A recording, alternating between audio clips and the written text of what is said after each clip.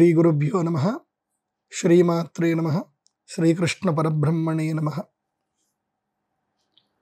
కృష్ణాయ వాసుదేవాయ హరయే పరమాత్మనే ప్రణతక్లేశనాశాయ గోవిందాయ నమో నమః. శ్రీకృష్ణ పరబ్రహ్మణే నమః. భగవద్గీతలోని మొట్టమొదటి అధ్యాయంలోని 3వ శ్లోకం గురించి ఇవాళ మనం తెలుసుకోబోతున్నాం. ఈ 3వ శ్లోకంలో మొట్టమొదటి శ్లోకంలో ధృతరాష్ట్రుడు మాట్లాడాడు. 2వ శ్లోకం లోపల సంజయుడు చెప్తున్నాడు ఏం జరగబోతుందని చెప్పాడు. ఏమని? దుర్యోధనుడు ఈ యొక్క పాండవుల యొక్క సేనను చూసి తమ గురువు అయినటువంటి ద్రోణాచార్యుడితోటి మాట్లాడడానికి అక్కడికి బయలుదేరాడు అని చెప్తున్నాడు. సో ఇప్పుడు దుర్యోధనుడు ద్రోణాచార్యుడితోటి మాట్లాడుతున్నాడు. ఏమని మాట్లాడుతున్నాడు అని సంజయుడు ధృతరాష్ట్రుల వారికి వివరిస్తున్నాడు. పశ్యైతాం పాండుపుత్రాణం ఆచార్య మహతీం చమూం వ్యూఢాం ద్రుపదపుత్రేణ తవ శిష్యేణ ధీమత. పశ్యయేతాం పాండుపుత్రాణం, ఇక్కడ వృద్ధి సంధి అవుతుంది. పశ్యైతాం పాండుపుత్రాణం ఆచార్య మహతీం చ అమూం. మహతీం చ అమూం. పశ్యయేతాం పాండుపుత్రాణం ఆచార్య మహతీం చము వ్యూఢాం ద్రుపదపుత్రేణ తవ శిష్యేణ ధీమత. ఇక్కడ ఏం చేస్తున్నాడు దుర్యోధనుడు? ఇక్కడ మనము రాజనీతి మనకు తెలుస్తుంది. భగవద్గీత అన్నీ మనకు చెప్తుంది. ఇక్కడ అంటే ఏ ఏ సందర్భంలో ఎలా నడుచుకోవాలి, ఎలా నడుచుకుంటున్నారు అని మనకి ఇక్కడ భగవద్గీత చూపిస్తుంది. దుర్యోధనుడు మొట్టమొదటిగా గురువు యొక్క అనుగ్రహం కోసం అన్నట్టుగా వెళ్ళి ఇప్పుడు ఏం చేస్తున్నాడు అంటే ద్రోణాచార్యుణ్ణి రెచ్చగొట్టే ప్రయత్నం చేస్తున్నాడు. ఏమంటున్నాడు అంటే, ఆచార్య పశ్య, గురుదేవుల వారు చూడండి, ఏతాం పాండుపుత్రాణం, ఈ పాండుపుత్రుల యొక్క అమూం వ్యూఢాం, అత్యంత బలిష్టమైనటువంటి భయంకరమైనటువంటి సైన్యాన్ని చూడండి. ఇది ఎవరి చేత చేయబడిందో తెలుసా? ద్రుపదపుత్రేణ తవ శిష్యేణ ధీమత. ద్రుపదపుత్రుడి చేత, అదేవిధంగా నీ శిష్యుడైనటువంటి అర్జునుడి చేత, ధీమత బుద్ధిమంతుడైనటువంటి వ్యక్తి చేత అని ఇక్కడ నిగూఢార్థమము లోపల శ్రీకృష్ణుడు కూడా వచ్చేస్తాడు. ఇక్కడ ధీమంతుడు ఎవరు, బుద్ధిమంతుడు ఎవరు? ఈ యొక్క పాండవ సైన్యాన్ని మొత్తం కూడా నడిపిస్తున్నది ఎవరు అంటే భగవంతుడే. ధీమత, ధీమాన్ అంటే అత్యంత ధైర్యవంతుడు, శక్తిమంతుడు, బుద్ధిమంతుడు అనేది కూడా అర్థాలు వస్తాయి. ధీమంతుడైనటువంటి, ఇక్కడ శ్రీకృష్ణుడి చేత అనేది నిగూఢ అర్థంలో తీసుకోవాలి తప్పకుండా. చాలామందికి ఈ అర్థం తెలీదు. ఇక్కడ ధీమత అనంటే బుద్ధిమంతుడైన ద్రుపదపుత్రేణ తవ శిష్యేణ అని చెప్పేసని అక్కడ రెచ్చగొడుతున్నాడు. ఎందుకోసం అంటే ద్రోణాచార్యుడికి ద్రుపదుడు అంటే విపరీతమైనటువంటి కోపం. ద్రుపద మహారాజు తన యొక్క స్నేహితుడు. ఆ ద్రుపద మహారాజు వీరిద్దరు కూడా సహచర్యంగా చదువుకున్నటువంటి వారు. ఒక సందర్భంలో ద్రోణాచార్యుల వారికి కష్టం వచ్చి ద్రుపద మహారాజు దగ్గరికి వెళ్ళి అర్థిస్తే ధిక్కరించి అతన్ని అవమానించి పంపిస్తాడు. దానితో ద్రుపదుడు అంటే విపరీతమైనటువంటి కోపము ద్రోణాచార్యుల వారికి. కాబట్టి ఇక్కడ ఏం చేస్తున్నాడు అంటే ధీమత తవ శిష్యేణ అని చెప్పొచ్చు, కృష్ణేణ అని చెప్పొచ్చు, కానీ ద్రుపదపుత్రేణ అని ఎందుకు చెప్పాల్సి వచ్చింది అని అంటే రెచ్చగొట్టాలి కాబట్టి. ఎందుకోసం? అక్కడ యుద్ధం జరగాలి అంటే విచక్షణ అనేది కోల్పోవాలి. ఎప్పుడైతే మనిషికి మనం రెచ్చగొడతామో అప్పుడు మనిషి విచక్షణ కోల్పోతాడు.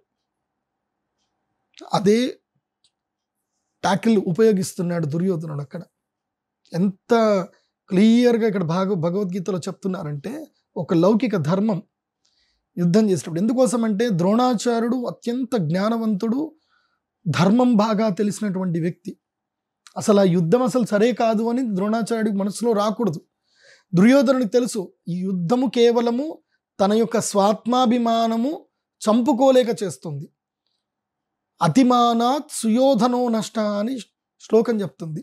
అంటే తన యొక్క అతిమానము, తన యొక్క ఆత్మాభిమానం ఎక్కువైపోయి ద్రౌపది చేసినటువంటి అవమానాన్ని భరించలేక యుద్ధం మొదలైంది.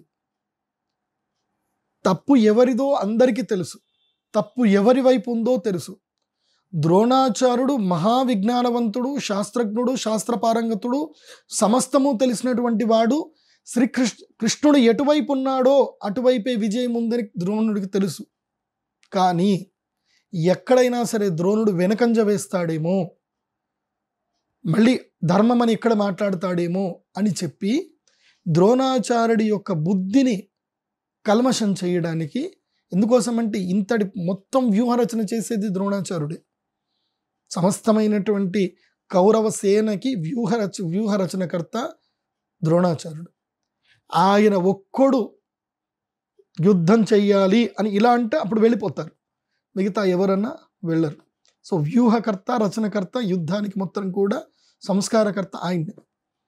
ఆయన చెప్పినట్టుగానే అందరూ వింటారు. అందరికీ విలువిద్యలు అన్నీ చెప్పింది ఆయన్ని. యుద్ధ విద్య మొత్తం కూడా అపార పారంగతుడు యుద్ధ విద్యలో ద్రోణాచార్యుడు. మరి ఆ ద్రోణాచార్యుడు, కృపాచార్యుడు వీళ్ళందరూ ఉన్నారు. వీళ్ళ బుద్ధిని ఏం చెయ్యాలి అని అంటే, మందగింపజేయాలి అంటే మీరు రెచ్చగొట్టాలి. రెచ్చగొట్టినప్పుడు ఏం జరుగుతుంది అని కోపం వచ్చేస్తారు. కోపం వచ్చినప్పుడు ఏమవుతుంది, చలే వాతే చలే చిత్తం నిశ్చలే నిశ్చలం భవేత్. అప్పటి వరకు ప్రశాంతంగా ఉన్నటువంటి యొక్క మనస్సు ఎప్పుడు ప్రశాంతంగా ఉంటుంది, మీరు ఎప్పుడైతే కనుక ఉచ్ఛ్వాస నిశ్వాసను నిదానంగా చేస్తారో, శ్వాస మీద మీ యొక్క ఆలోచనను కేంద్రీకరిస్తారో, అప్పుడు మీ మనస్సు నిదానమవుతుంది, మీ ఆలోచనలు కూడా నిదానమవుతాయి. కానీ రెచ్చగొట్టినప్పుడు కోపంతో ఊపిరి బగబట్టి గట్టిగా పిలుస్తూ ఉంటారనమాట. అప్పుడు ఏం జరుగుతుంది, చలేవాతే చలే చిత్తం. వాతం అంటే గాలి నడుస్తూ ఉంటుంది, ఎంత ఫాస్ట్గా నడుస్తూ ఉంటే అలా మీ యొక్క చిత్తము కూడా నడుస్తూ ఉంటుంది. అలా రెచ్చగొట్టేటువంటి మాటలతోటి దుర్యోధనుడు వెళ్ళి కృపాచార్యుడితో ఏమంటున్నాడు, పశ్యయేతాం పాండుపుత్రాణం ఆచార్య మహతీం చముం. ఇది చిన్నది కాదు, మహతీం చాలా పెద్దనైనటువంటి, అమూన్ మహతీం వ్యూఢాం పశ్య, అత్యంత ఉత్కృష్టమైనటువంటి అక్షౌహిణి అయినటువంటి సేనను, వ్యూఢాం యొక్క యుద్ధ సమూహాన్ని, పాండవుల యొక్క యుద్ధ సమూహాన్ని చూడు. అది రచించబడినది మామూలు వల్ల కాదు, ధీమంతుడైనటువంటి శ్రీకృష్ణుడి చేత, అదేవిధంగా నీ యొక్క శిష్యుడైనటువంటి అర్జునుడి చేత, అదేవిధంగా నీ యొక్క శత్రువు అయినటువంటి ద్రుపదరాజు యొక్క కుమారుడైనటువంటి ద్రుపదపుత్రేణ తవ శిష్యేణ ధీమత అని చెప్పేసి అన్నారు. ఈ విధంగా మహాభారతంలో, భాగవతంలో 3వ శ్లోకం. దీన్ని బట్టి మనకి ఒక లౌకిక నీతి ఏం తెలుస్తుంది అని అంటే, కార్యసాధకుడు ఎప్పుడైనా సరే తన తప్పును కప్పిపుచ్చుకునేటువంటి వాడు రెచ్చగొడతాడు. ఇవాళ రాజకీయ నాయకులు చేస్తుంది ఏంది, మీరు ఓట్లు వేయడానికి ఏదో చేయడానికి వెళతారు, మిమ్మల్ని రెచ్చగొడతారు, అలా చేయండి ఇలా చేయండి. ఒక రాజకీయ జ్యోతిష్ శాస్త్రవేత్తగా నాకు తెలుసు, మీరు ఎంతగా బయట ఏమున్నా సరే ఆఖరికి ఏసీ హాళ్లల్లో, పెద్ద పెద్ద హోటల్ రూమ్లో ప్రతిపక్ష నాయకులు, అధికార పక్ష నాయకులు కూర్చొని తేనీటి విందులు చేసుకుంటూ సరదాగా కబుర్లు చెప్పుకుంటారు. కానీ ఇక్కడ ప్రజల్లో ఉండేటువంటి మనను మాత్రం రెచ్చగొడుతూ మాట్లాడడం వల్ల మనం ఇక్కడ కొట్లాడుకుంటాం, మా నాయకుడిని అన్నావా అని చెప్పి. ఇదే ట్యాకిల్ దుర్యోధనుడు ఉపయోగిస్తున్నాడు. సో మీరు దుర్యోధనుడి మాటలు వింటి, ఇప్పుడు ద్రోణాచార్యుడి యొక్క స్థానంలో మీరున్నారనుకోండి, దుర్యోధనుడు వచ్చి ఇదే మాట చెప్పారనుకోండి, మీ మనసు ఇట్లాగే పాడు చేసుకుంటారు. ఆఖరికి ఏమైంది ద్రోణాచార్యుడి యొక్క పరిస్థితి, యుద్ధరంగంలో తన యొక్క శిష్యుడి చేతనే చంపబడ్డాడు. ఎందుకు చంపబడ్డాడు, అధర్మం వైపు నిల్చున్నాడు, రెచ్చగొట్టినందుకు రెచ్చిపోయాడు.